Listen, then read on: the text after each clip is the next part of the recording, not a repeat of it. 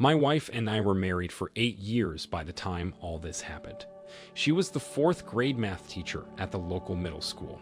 The principal of the school worked with her for 9 years, and they were good friends. I always trusted them and believed their relationship was strictly professional. My wife was a teacher for so long, I never expected her to do anything to jeopardize her career. Maybe she didn't think anyone would ever find out what she was doing, but that's a stupid thing to believe. She forgot her phone one day while she was at work, and I found it in the couch cushions. Although I didn't expect to find anything interesting at all, I started snooping through her phone. I found messages from the principal to her. That wouldn't have been very weird, but I only scrolled a little bit before the conversation took a naughty turn. She'd sent him a picture showing things that were only meant for my eyes. The picture was after he asked her if she was feeling hot for him. The part that broke my heart the most was when he mentioned how wonderful her body felt. The principal was a married man, which made it even more appalling. Their messages went back for a long time.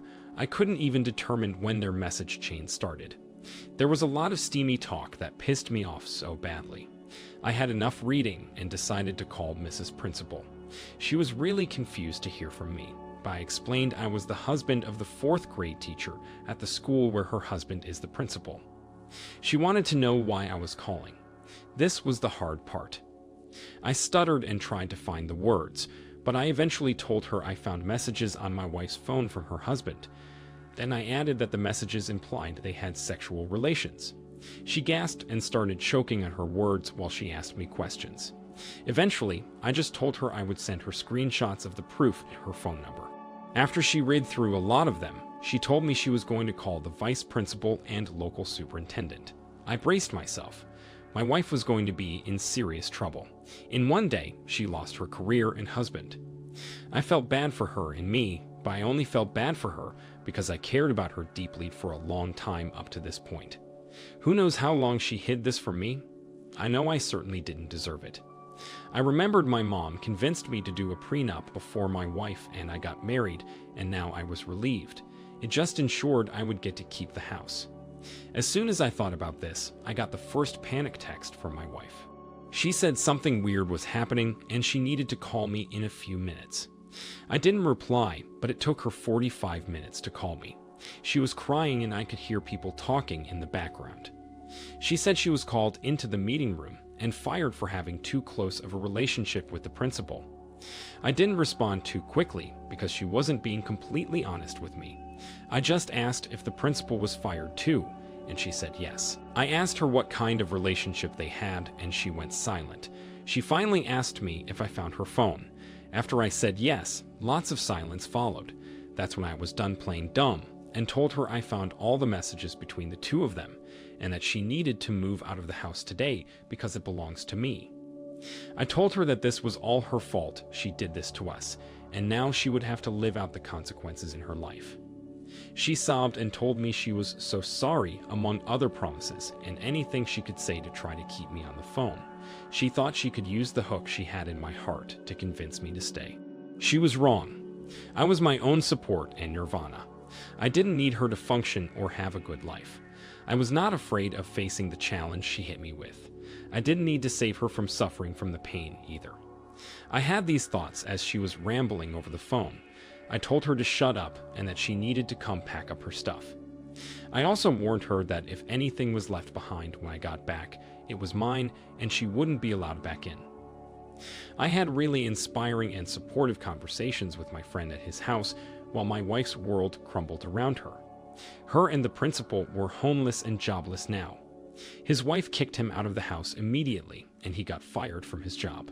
The whole town knew about their affair, so they instantly gained a reputation as being homewreckers.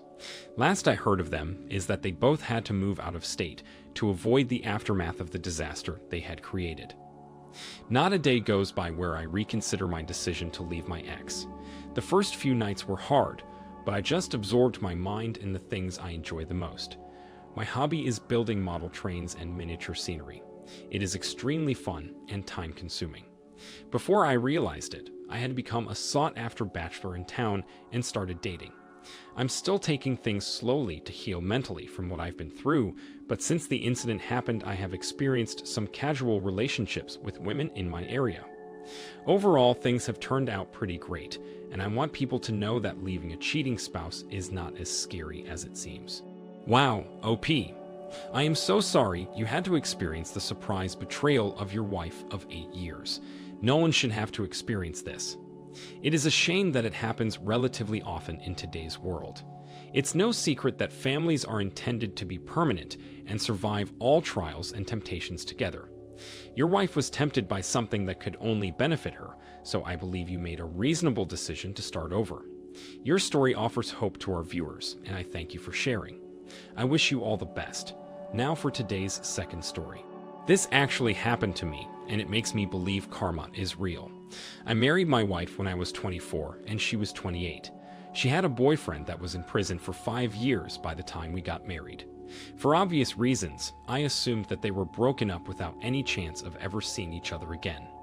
She didn't tell me that they'd been writing each other letters and talking on the phone every week since he was locked up.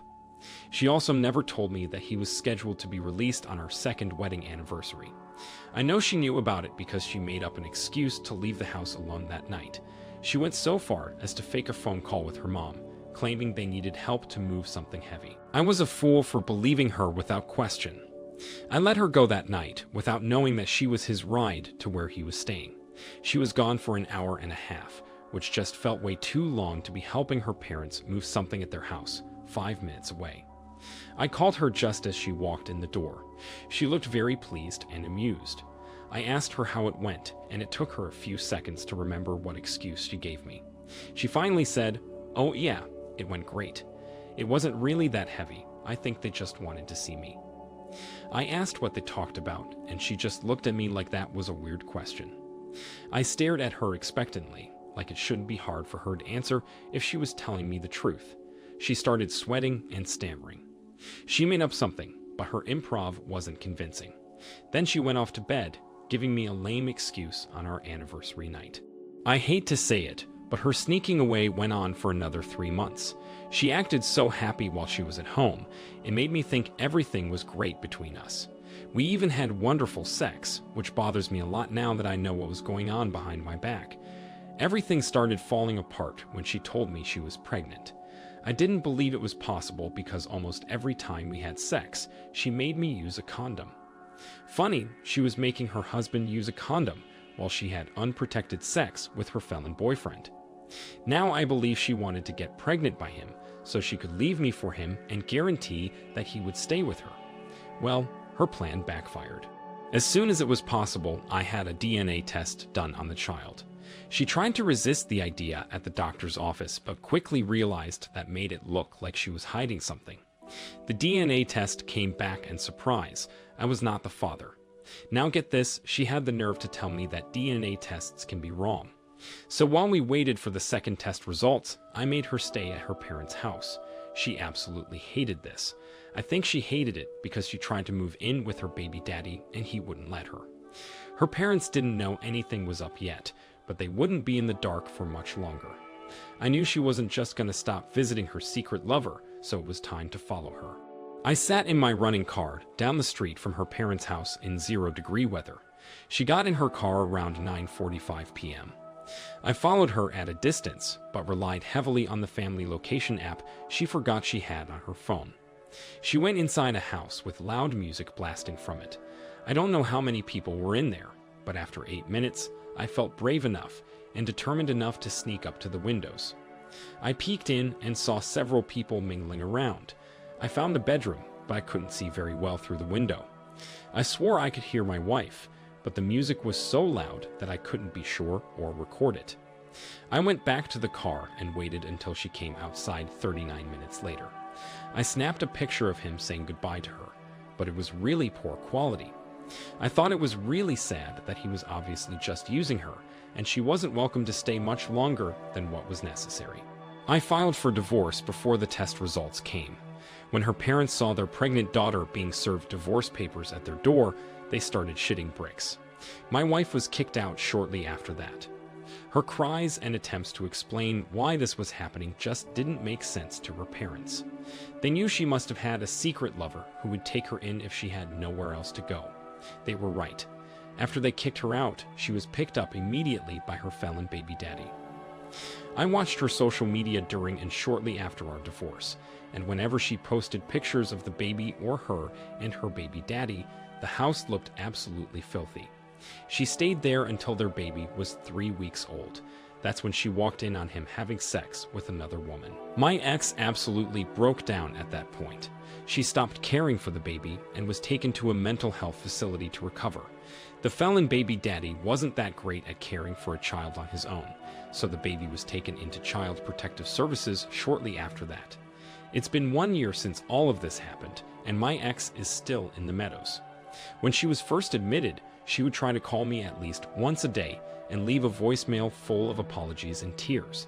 Sometimes I answered, but our conversations were so awkward and empty. There was no way she was going to win me back at this point. She had destroyed the life and trust we built together. Eventually, she stopped calling me, and all I know is that she hasn't been released yet. I have yet to begin dating again. I feel so relieved to have gotten a chance to recover from the emotional destruction she caused me. I'm building a relationship with myself. I didn't realize it until after I was single again, but I was living each day hating things about myself. That's what I started working on after I left my wife. Self-improvement and self-acceptance. I'm the only one that's going to be there for me through everything I encounter in life. I'm grateful for my dad and the few friends I have in this world. They helped me through the hard times and abrupt changes. OP, your story is quite shocking. I read a lot of these stories, but I'm always surprised when a wife manages to hide a secret relationship from her husband. I'm so sorry you had to endure the emotional torment that accompanies marital betrayal. Your wife made a terrible and selfish decision to have an affair with a felon. Clearly, her life was much better while she was married to you. I feel like her decision to stoop so low is a reflection of how she sees herself. Unworthy and seeking approval from anyone. I am happy to hear how you handled it and hope that people going through a similar situation stay strong and follow your example. Stay strong, OP. Thank you all for the support and for taking the time to listen to today's stories. If you enjoyed listening, please feel free to like and subscribe if you haven't already.